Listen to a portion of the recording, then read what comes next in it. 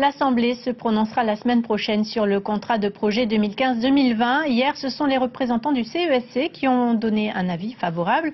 Le contrat de projet État Polynésie française, c'est un volume total de projets d'environ 50 milliards sous la forme de deux conventions distinctes, l'une relative au projet du pays pour environ 38 milliards et l'autre relative au financement de projets communaux pour environ 12 milliards de francs. Patrick Bagur, bonsoir.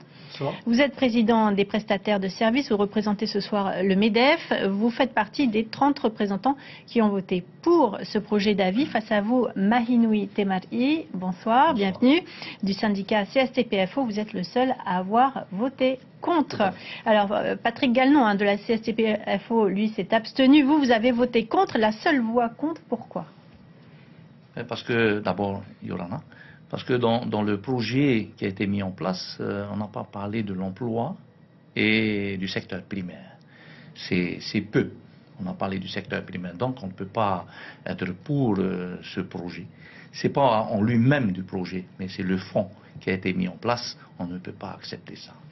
Il faut savoir que tous les projets qui ont été mis en place, je prends un exemple, il n'y a pas eu d'aide pour d'autres entreprises. Je parlais tout à l'heure de Nari. Je parle de l'automobile. L'automobile n'est pas pris en compte. Mais par contre, l'eau a été pris en compte. On parle des communes. C'est nous-mêmes qui payons et l'État. Et les sociétés privées qui travaillent pour l'eau font du business là-dessus. Et je pense que ce n'est pas une bonne chose. Donc, il n'y a pas de création d'emplois dans les dépenses. On va y revenir. Patrick Bagur, vous êtes d'accord avec cette interprétation ? Pas vraiment d'accord, non, parce que tout compte fait, si on reprend un peu le problème, c'est qu'on a 50 milliards qui sont répartis en deux catégories, 12 milliards pour les communes, 38 milliards qui sont à disposition du pays. Donc dans ces 38 milliards, on a fait donc des schémas directeurs et on a réparti cet argent, donc 12 milliards pour le logement social, on a mis donc 4 milliards pour la santé, on a mis donc 9 milliards pour le tourisme, qui rapporte quand même 40 milliards chaque année. On ne voit pas. Qui sont quand même non, parce que s'il y a 12 milliards pour le tourisme et 40 de rentrée, je ne comprends pas pourquoi on devait demander encore 12 milliards, puisqu'il y a déjà 40 milliards en place. 40 milliards, c'est les revenus du tourisme. Donc si on veut, c'est quelque chose qui nous apporte de l'argent, autant l'appuyer. Donc on va pouvoir, avec cet argent-là, l'appuyer. Donc on nous donne de l'argent, c'est à nous à en disposer correctement. Donc je suis tout à fait d'accord qu'il ne faut pas en faire n'importe quoi. Tout à fait. Il faut que nous, le MEDEF, on va être très vigilants dans la distribution. Et il faut savoir qu'il y a également dans ces schémas directeurs, on a c'est fongicide, c'est-à-dire il y a une fongibilité où on peut, en cours des 5 ans à venir, changer donc la distribution de cet argent. Si le MEDEF est d'accord là-dessus, il faut savoir que 3 milliards a été prévu pour construire un bâtiment pour la santé mentale. Mais ils ont rien mis. La plus grosse dépense qui est prévue. Comment? La plus grosse dépense qui est prévue. Oui, la plus grosse dépense qui est prévue, mais à l'intérieur, c'est-à-dire le fonctionnement, rien n'est prévu. Qui va payer? Est-ce que le MEDEF va accepter d'augmenter encore des cotisations maladie? Non, le MEDEF va être très vigilant sur la disposition de ces fonds. C'est-à-dire que quand on va créer un bâtiment, parce qu'on peut faire du foncier avec, on peut faire de l'immobilier. Donc quand on va créer du foncier, eh bien ce foncier, on va faire attention qu'il ne coûte pas cher au fonctionnement après. Bien que le fonctionnement, ce soit un autre budget. Mais si on construit quelque chose et que dans 2008 jusqu'à 2013, il y a d'autres 10 ans, on n'est pas capable de pouvoir faire le fonctionnement, eh bien forcément, on construit des ruines. Il y a eu 47 milliards qui a été mis en place, qui a été signé 48, par... non, 47 et 600 000. 47 milliards 600. Il faut bien lire ce qui a été écrit, qui a été signé par Tong Song à l'époque. Je ne vois pas le MEDEF qui a bien surveillé les travaux qui ont été faits. Il y en a été fait. Il n'y a que 20% qui a été mis en place. Pensez qu'on arrivera à utiliser tous les fonds cette fois? Les 31%, c'était en 2014.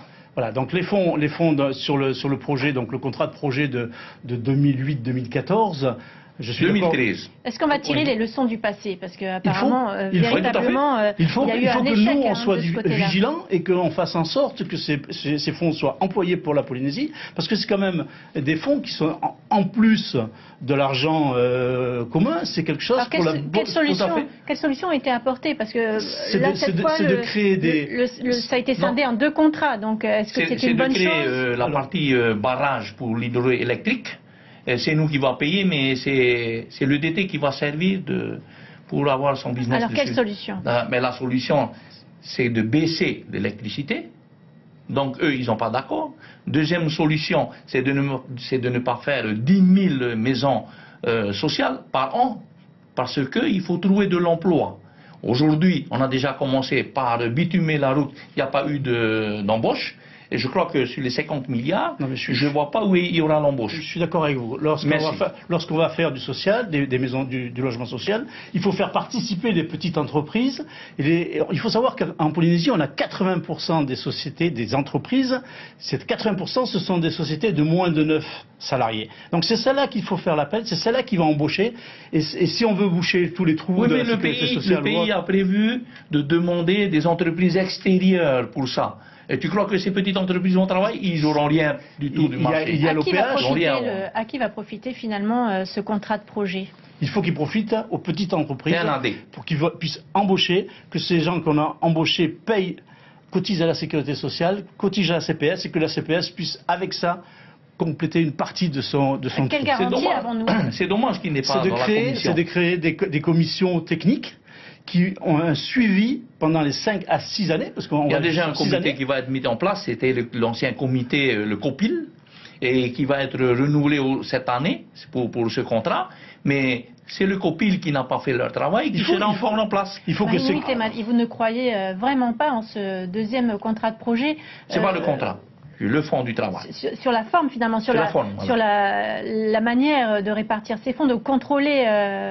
oui, tout à fait, mais vous avez l'exemple est clair. On met en place des dépenses pour l'eau, je parle des communes, et puis on donne aux entreprises privées pour profiter. C'est bien pour les employeurs, mais il n'y a pas de travail, il n'y a pas de salariés, il n'y a pas d'embauche. Comment veux-tu accepter ça? C'est pour ça que j'étais contre. Monsieur Maïnoui, vous êtes beaucoup plus intelligent que vous voulez faire paraître. Il faut... Bien sûr, je te remercie beaucoup. Bien, alors, il faut rentrer dans cette commission technique et qu'ensemble, on fasse attention où va cet argent et qu'on suive cet argent pendant les 5 à 6 années à venir. La société civile n'a pas le droit de dire son mot dans le comité qui est ça, c'était dans le contrat de projet de 2008. Dans le contrat de projet de 2015, même celui-ci, il y a des commissions. Rien n'a été mis dedans. Nous avons proposé de mettre une personne, mais...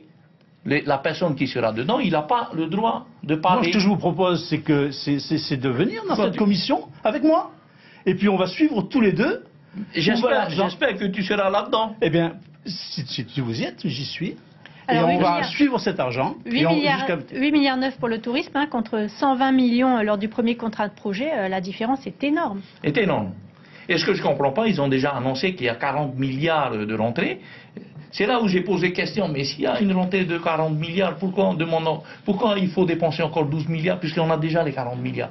Il faudra puiser là-dedans. Mais on ne les voit pas. Oui, mais le tourisme, c'est quand même la première ressource du territoire. Donc il faut l'appuyer. La première ressource du territoire, c'est toute la population. Fais le calcul. On est 270 000.